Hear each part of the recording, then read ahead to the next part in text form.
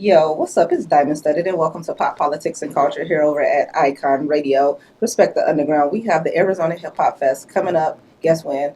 March. Nope, no, that's the last one. But this one will be in December the 9th and 10th, and we're gonna have Ben Sheps. He's gonna be performing, and if you guys not familiar with Ben Sheps, he's been on the show before because he's actually a producer. We got in contact with him at the produce section, so it was an event that was thrown on by Check Traps and OG Miles in the Big U. So it was a big event over at Trill Phoenix on Indian School. And Ben had like a lot of dope ass beats. He played some of them for us, and he was actually one of the favorites of the judges of that night. So, Ben, how has beat making been for you since the event? It's been good. It's been busy. I'm working on a beat tape right now. It's called Biennale.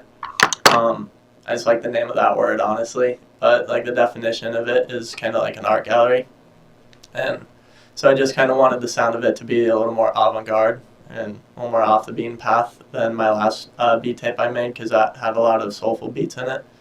But yeah, I'm doing good. Staying busy with it.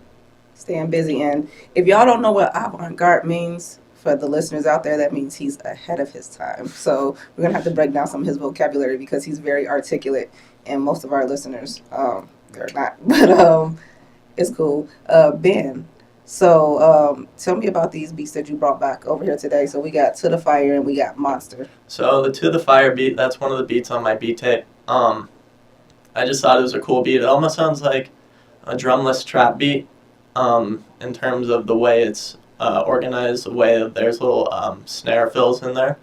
And then the Monster beat, I got Breeze Montana I'm working with. We're talking about trying to do a collab album in the future, and that's one of the beats I sent him. And I think it'd be a perfect beat for him to hear. So who is Breeze Montana? He's an Atlanta rapper. Kind of has a boom bap sound, but with some trap mixed into it. He raps over just about anything. Super cool artist. That's pretty dope. I've never heard of him, but we'll definitely look out for that because like you got some heat. Like you were one of those guys when you did the produce section. Like Justice said, like you got that heat, but you just didn't look the part. You came in there looking just so quiet and so laid back. And when you pressed that play button, it was like the room went fucking crazy. We were like, who is this kid? Like, your shit was dope as hell. Appreciate that. Like, I really appreciated listening to your music, and the tracks that you brought last time was super fire, too. So I know that we got some heat right here. Last time we were here, you talked about how you actually plug your vinyl player up to your Fruity Loops, and you actually get your sampling off of vinyls. Of course. Did you pick up any new vinyls since the last time we spoke? Oh, yeah. I got hundreds since the last time. So out of the hundreds that you got since the last time we spoke, what's your top three so far? Top three vinyls? Yeah. I got a Bob James record. It's not the Nautilus one. I forget the title of it. It's a super cool record. And a couple prog rock records. And then I got a Swiss one. Swiss import. That one's got some heat on it. A lot of electric guitars on it. That's what I fuck with you with. Like you do your music so different from so many other producers. Like we typically see when producers do their sampling, they'll do it from like an MP3 rip, but like you like really getting in there and constructing it from the ground up. How long does that take you? Kind of just depends on the day. Sometimes, I'll put a record on and the first one I hear is something I like. And then other times it might take 5 or 6 records to find the one I like. But then once I got it going, maybe 2.5, 3 hours. I remember last time we spoke I was telling you this, but like I like to listen to it a good amount of times to make sure I like the loop. Otherwise, if I just kind of halfway like the beat, 9 times out of 10 I'll just dump it and move on to something else. So, in terms of like this month, the month of October, how much cooking did you do this month? Probably like 25, 30 beats. 25, 30 beats? Sheesh.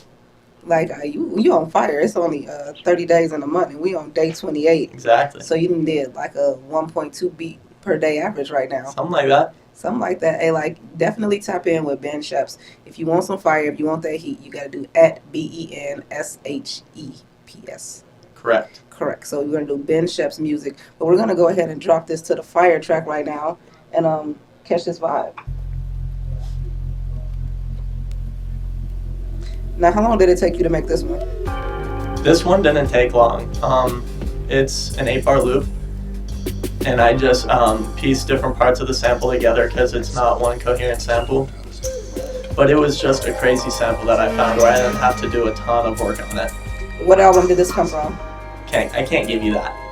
Can't give me the sauce? Can't give you that. I tried to get the sauce for y'all. Like, you saw me trying to get the sauce, but he's not going to give up the sauce. I can't give that one up. So is this one is going on the actual beat tape, right? Correct, yeah.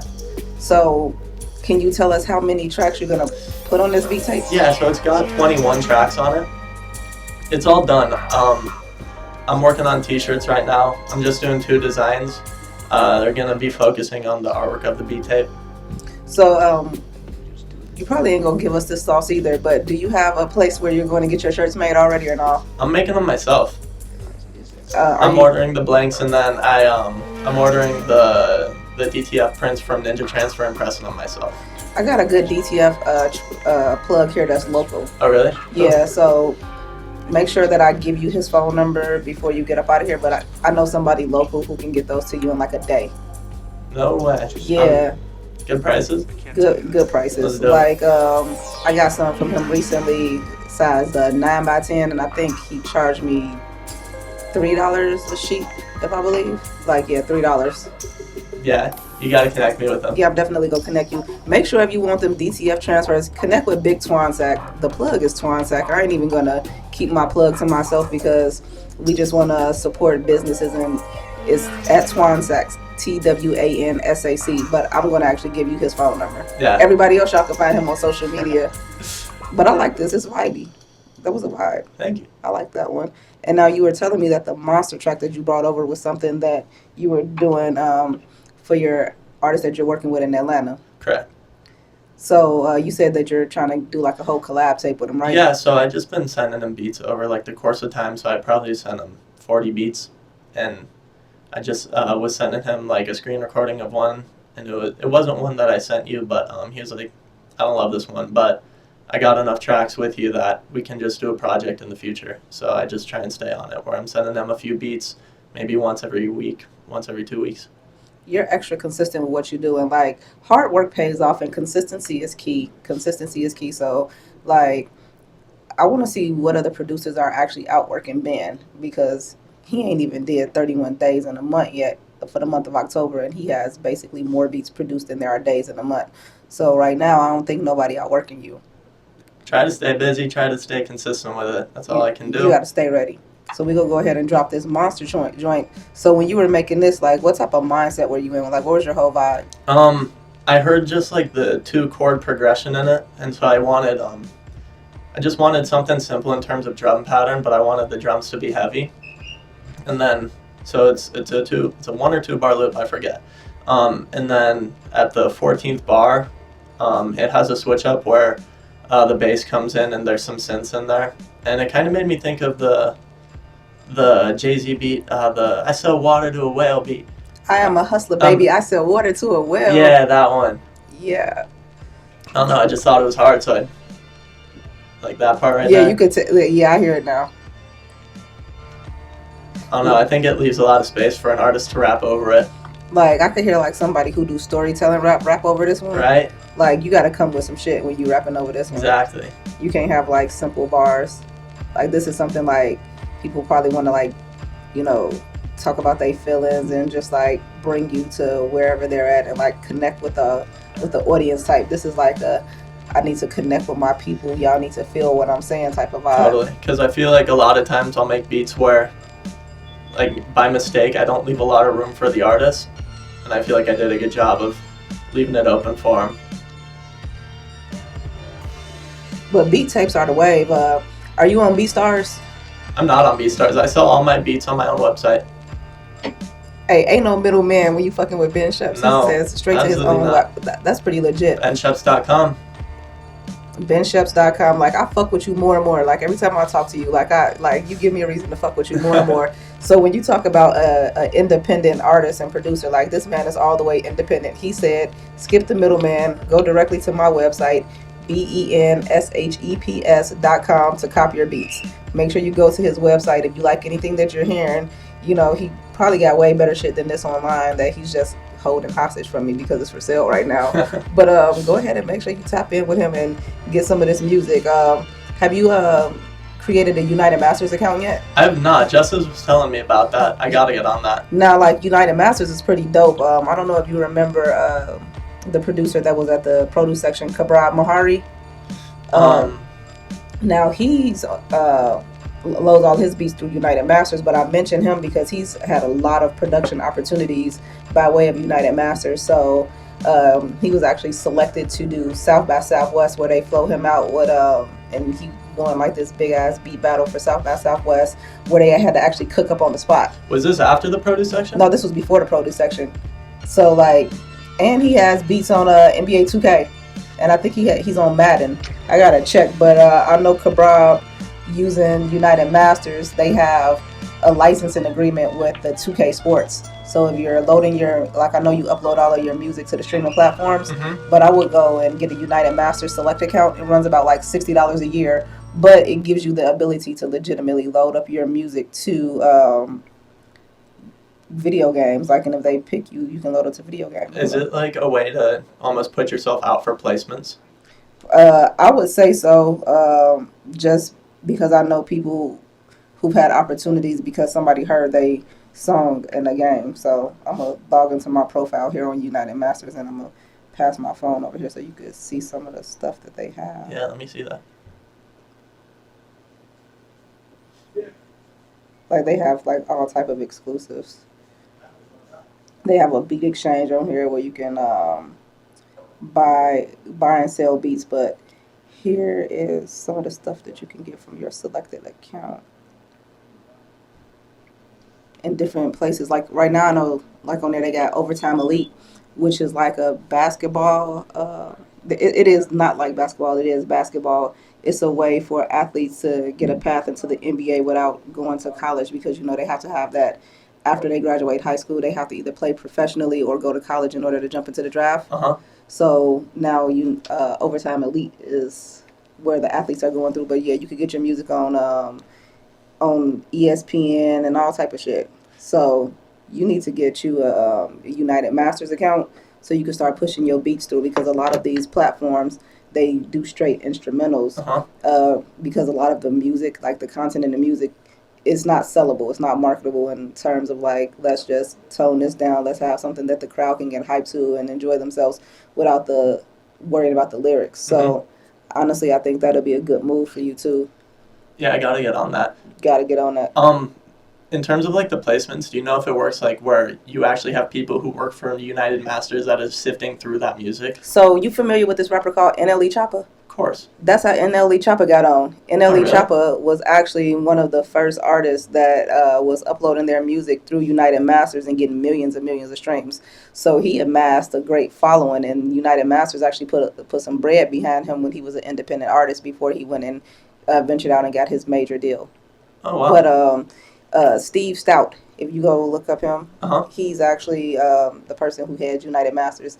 And Steve Stout has been in the game for a long time in terms of record labels and industry stuff. So that's who's behind UM. Can you use them for distribution too? Like yes, if you're putting out albums? Yes, you can. Look, since we're already logged into my United Masters account, I'm going to just show you.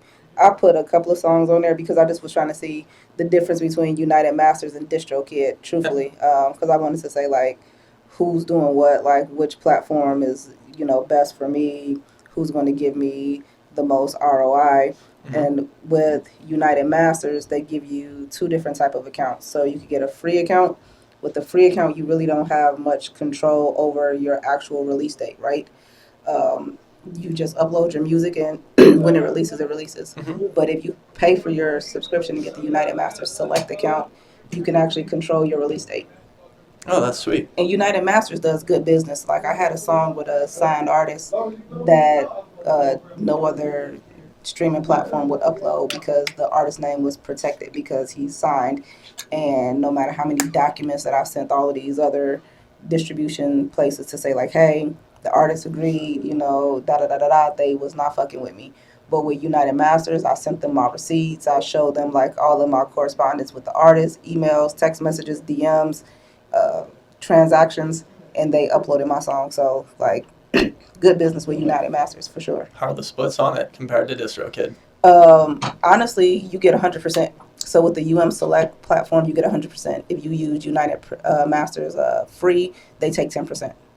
Okay. So that's the only difference. Like if you're not paying, for your services, they keeping, something on the back end. But if you're paying, you get to keep 100%. Mm-hmm. So same as distro. Gotcha. Do they do the thing where DistroKid will withhold earnings for like 2 to 3 months because it takes that long? That it all depends on the store. So from what I've noticed, from using both and having millions of streams, like let me open up my DistroKid account. But it all depends on the store. So Apple Music, for example, pays on time. So you'll have Apple Music and you'll have Spotify hitting like clockwork. Mm-hmm. You know what I'm saying? Because it takes 45 days essentially from the time that you upload your song to get your first disbursement, because they do like every 30 days type shit. So Apple Music and Spotify are the most consistent in terms of paying out on time. Like I've been waiting on money for like a year from Tidal at one point. Like I could show you where I had a song called SMD, mm-hmm. and I dropped that song in 2018, and I didn't get paid for streams from that song for almost 2 years from Tidal. And when they give you your distribution on DistroKid, they'll actually tell you when the streams, what month the streams came from, and when you were paid out. And I was just like, nah, this is some bullshit. Especially from Tidal, because Tidal's supposed to pay the most for artists. Supposed to, keyword supposed to. Supposed to. Now, at one point, Tidal was paying a little bit over 1 cent. Napster was actually paying like 2 cents, but like a lot of people don't use Napster as their streaming platform. But Napster was actually, breaking bread with these artists. They were paying a higher percent. Yeah, that's solid. Yeah, Napster was I went and actually paid $10 a month for a Napster account just because I knew that they were paying more. Mm-hmm. But iHeart pays more too. So iHeart, you get a couple of more dollars from an iHeart account too. Oh, solid. So it really honestly depends on who you go through in terms of streaming platform. Now Spotify, it pays the least. They pay like 0.0020 cents or something per stream. I had over 600,000 streams at one point on one song from Spotify, and I'm like, well, I'm not getting no money. And I was looking at like my payout, so I had like 18,000 streams at one time. Like when the song first dropped, it was like 18,000 streams. Spotify gave me $35. I thought Spotify was like $4 for every 1,000 streams. No, I'm going to actually pull this up and show it to you. Like a lot of people don't understand, like physical sales way more because it's better for me to just pay whatever your fee is in the store. Like the lowest I think you could sell it for is 69 cents, and the most you could sell it for is $1.29. Mm-hmm. So it's cheaper for me to just pay your fee and just buy your music. And the reason why it's cheaper for me to basically buy, like for you, it's better for me to buy it because you're gonna get more of the money. And in addition to getting more of the money, like it takes 100 streams on like Apple Music to realistically equate one sale. And when you talk about time in a day and how many minutes in the song, right? So even if you get something and you keep it under the 2 minute pocket, right? That's only 30 streams per hour. Who's going to really sit there and listen to your song for 3.5 hours to get you the equivalency of one sale? Mm-hmm. Like the most, like a person doesn't really have the mental capacity unless it's like their favorite song and they really, really fucking with it and they listen to it over and over and over. They don't have the mental capacity to listen to your song that many times. They don't. It's not going to happen. Of course. So look, I'm going to show you my breakdown here. Let me see, breakdown by song. Let's do breakdown by store. Because these streaming services, they be on BS. They don't like to pay you your money on time. It's better if you got fans that'll just buy your song like that. I'm really down for, like, if you support the artist, just go ahead and buy the song. Yeah, I was looking at like my payouts for my beat tape on DistroKid, and I had just like seeing the few iTunes sales, how they completely overwash any stream for thousands of them is crazy. Yeah, that shit is fucking crazy. It's better for, and then when you talk about charting, right? Uh-huh. So they have what's called like the Billboard Hot 100 charts, and so that's where your single can chart based on how many sales that you get in a week. Mm-hmm. Now, the catch 22 is you really want people to buy your song. That's how you'll end up getting on that chart quicker, unless you're doing streams like Drake. Now, if you get like if you doing numbers like Drake, like if you're doing numbers like Drake, then by all means go ahead and stream away. Like Drake gets billions and billions of streams. Like when people talk about Drake and the type of numbers he do streaming, like Drake is one of those niggas you like, all right, you know what? He's getting the amount of streams to say like he's making, some M's off of his records. Most people we're not. You can get hella fucking songs. Like where's it at my music? But how many people do you think are buying like a Drake album? I feel like more people are streaming it, and then if you have like underground artists with a cult following, that's where you'll see more like copies that are being sold. I feel like you're right actually. And it's not even that I feel like you're right, I know you're right. Because you got um independent artists that make just as much money and can make like a good living off of their music. You know what I'm saying? Mm-hmm. And you wondering like, man, this person is local. Not that many people know about him. Like, how is he making this money? Well, he's making this money because he has, like you said, a cult like following. Mm-hmm. Display. Okay, boom. Here. Feel free to just scroll through here, and it'll show you like the date that I was paid out, and then it'll show you the date that the stream and stuff occurred. And if you look through there, they don't hardly pay you nothing on top of nothing. But so it's just better to have somebody just go ahead and buy your joints. But while you're looking at that, I'm gonna go ahead and spin this velvet. All right.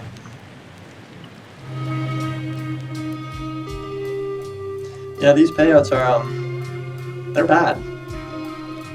Yeah, they're bad, and especially when you look at the bottom and it tells you like how many streams that particular song has had. The revenue don't match. No. Like I think it was $1,200 and something you go see in revenue that song made, and you see hella numbers.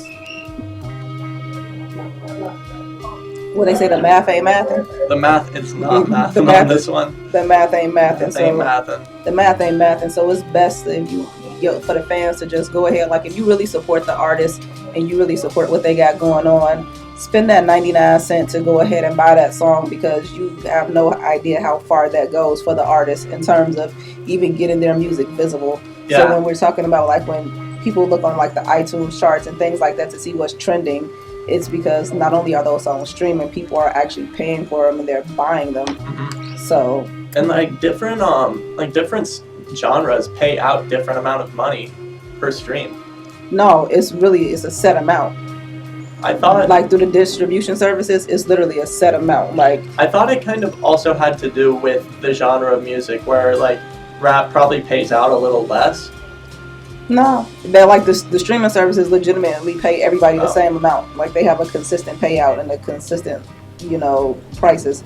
But when you do say like different genres pay different amount of money, the way I see that is like certain genres have fans that actually spend money. Mm-hmm. So you have certain genres where the fans are really just streamers. You know what I'm saying? And you have certain genres where, like, take the Latino community for example, right? Like I love like Latin music. Like that's my whole pocket right now is Really? listening to Latin music. Latin vibes are my shit. But what I notice about Latin artists and shit, like the Karol G's, the J Balvin's, the Bad Bunny, people actually buy their album. Like you could go to their website like karolg.com, badbunny.com, like you have your own, and they'll sell vinyls and stuff like that, and they should be sold out. Like the physical copies sell out, and physical copies weigh more when it comes in terms of charting, because now for an album it takes 1,500 streams of an album to equal one sale. Who's really like so you mean you need 1,500 fans to play your album in its entirety to basically equal this one sale? I'd rather have 1/3 of y'all, which is 500 of y'all, just go ahead and buy my album. Yeah. Like dead ass, I'd rather have 500 sales than 1,500 streams any day. The numbers for streams look good because it's like a hype. So when you get on Spotify and you be like, oh shit, this person has 20 million streams, or you get on YouTube, they have X amount of views, but Spotify and YouTube is paying out the least amount of money too. Yeah. Like, I would definitely trade 1 million views for 100,000 sales. Oh, of course. You can't really make a living off of having 1 million streams monthly on Spotify. You can. I just showed you. But just like individual streams. No, like, you can't. It's impossible. So you can't live off of what, $1,200 a month. No. That's not even your car note and your insurance, especially if you got a nice car. But we gonna drop this last one straight and narrow. Where was your head at when you made this one? I don't know. It was a disco record that I found, and I liked the bass line of it, so I just kind of ran with that. You think disco gonna make a comeback? Because they say like everything comes back in music. I don't know. I feel probably like disco inspired. Like Travis Scott, the Modern Jam track on his album on Utopia, that was a disco record. You know what? I'm going to be the first black person to admit this. I did not press play on Travis Scott's Utopia. I don't even know one song on it. I don't even know what he sings. Did you hear the new Drake album? No. Okay. The only song I heard is the Sexy Red track because I like Sexy Red. Ski. But yeah, I kind of stopped listening to Aubrey after Thank Me Later. He ain't even Drake no more. He Aubrey. Yeah, he is Aubrey. I was just curious if you heard it, if you haven't heard Utopia, if you heard Drake's album. That's the only reason why I asked. Nope, I didn't press play on either one of those. But I did press play on Tinashe's new album, Baby Angel. I didn't listen to Tinashe's new album. You gotta listen to Tinashe's new album. Now, her new shit slaps. It's only 7 joints on it, so it runs about 21 minutes. Mm-hmm. So it's a quick listen, and it's just power packed. You know what I'm saying? I think my favorite track on there is I'm stuck in between Needs and Okay. So I'm stuck between the two, but that's what I'm rocking to right now. That's what I've been pressing play on. And Karol G, Mañana Será Bonito, Bichota Season. I did not listen to that either yet. I haven't hit play on that. Yeah, you gotta press play on some of these Latin albums. I've been listening to a lot of 50 Cent lately. Okay, so which album though? I've been listening to Get Rich or Die Trying. You know what? We had somebody here last week, and we were asking them what's their favorite album, and the 50 Cent Get Rich or Die Trying was their favorite album. That album's sick. Yeah, that album is fucking sick. Yes, 50. Yes, 50. Hey, you got good taste in music, good vibes, and you brought us 4 amazing tracks. And he's going to actually be the opening producer at the Hip Hop Fest December 9th and 10th at the Monarch. So he's going to be spinning beats in the lounge just for your vibe. So make sure you pull up and get your drip. You know, Drip is that luxury cannabis brand that True Med will be passing out. So we're going to get high, listen to Ben Sheps, catch vibes, and just check out all the other amazing artists that's coming through the Hip Hop Fest. I'm Dymond Studded, and this is Ben Sheps with Pop Politics and Culture. And you can find him on social media at BENSHEPS and buying his beats and shit off his website, the same thing, bensheps.com. We appreciate you, Ben. Appreciate you. Thank you.